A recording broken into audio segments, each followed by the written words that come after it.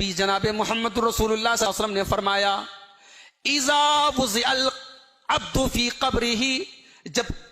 बंदा कब्र के अंदर दफन कर दिया जाता है तो बुल्लिया,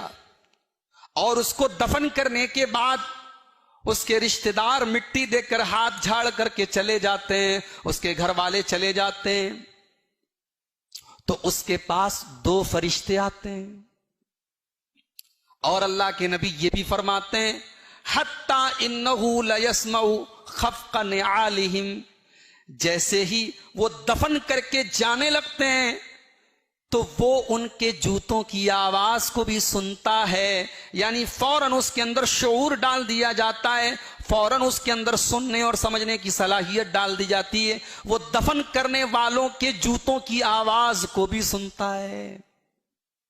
दो फरिश्ते आते हैं जिनका नाम हदीस के अंदर मुनकर और नकीर बताया गया है।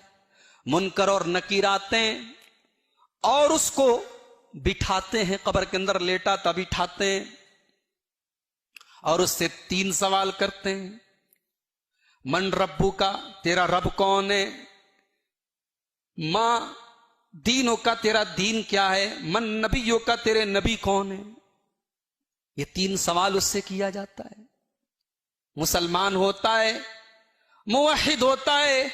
ईमान वाला होता है, जवाब देता है रब्बी अल्लाह, मेरा रब अल्लाह है,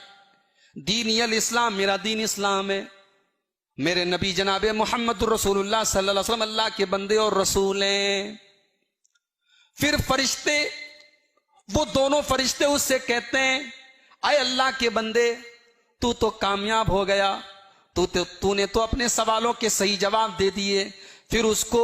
जहन्नम की एक झलक दिखाई जाती है और फरिश्ता उससे कहता है, देखो ये जहन्नम की एक झलक है, तुमने अगर गलत जवाब दिया होता तो तुम्हें जहन्नम में डाला जाता, लेकिन फिर उसको जन्नत का एक सीन दिखाया जाता है, जन्नत का एक मंजर दिखाया जाता है और उससे कहा जाता है कि देखो अब तुम्हें जहन्नम की जगह जन्नत में डाला जाएगा।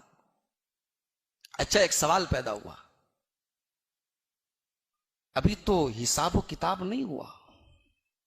अभी तो कयामत नहीं हुई, तो ये कब्र के अंदर जन्नत और जहन्नम कैसे दिखाया जा सकता है? ये तो इंसाफ के खिलाफ बात है। अभी जब अदालत नहीं लगी, अभी मुकदमा नहीं हुआ, अभी मुजरिम कटघरे में नहीं आया, तो अभी से उसको किस बात की सजा दी जा रही है और कौन सा इनाम दिया जा रहा है? ये एक अकली सवाल पैदा होता है, एक लॉजिकल सवाल पैदा होता है। उसका जवाब यह है कि मुजरिम के ऊपर केस चलने के पहले भी जब पता होता है कि यह मुजरिम है तो पुलिस उसको गिरफ्तार करती है, लॉकअप में रखती है, उसका ट्रायल करती है, उससे सवालात करती है, करती है नहीं करती है? और अगर कोई बेकसूर है तो जो ईमानदार पुलिस होती है बेकसूर को नहीं पकड़ती है, लेकिन जो वाकई में मुजरिम है, क्रिमिनल है, तो केस चलने के पहले भी पुलिस की लॉकअप में उसको रखा जाता है, उसको टॉर्चर किया जाता है ताकि वो अपने जराइम का, अपने अपराध का, अपने क्राइम का इकरार करे। तो अभी कयामत कायम नहीं हुई है, लेकिन अल्लाह तबारक व तआला के इल्म में मौजूद है ये इस इंसान का अकीदा कैसा था, जिंदगी इसने कैसी गुजारी थी, इसका अमल कैसा था, उसके एतबार से कब्र के अंदर उसके साथ मामला किया जाएगा। उसके बाद अल्लाह के नबी फरमाते हैं, फरिश्ता उससे सवाल करता है, अय अल्लाह के बंदे, तूने ये जवाब सही सही कैसे दे दिया? तुझे कैसे पता चला कि मेरा रब अल्लाह है, मेरा दीन इस्लाम है, मेरे नबी मोहम्मद सल्लल्लाहु अलैहि वसल्लम है?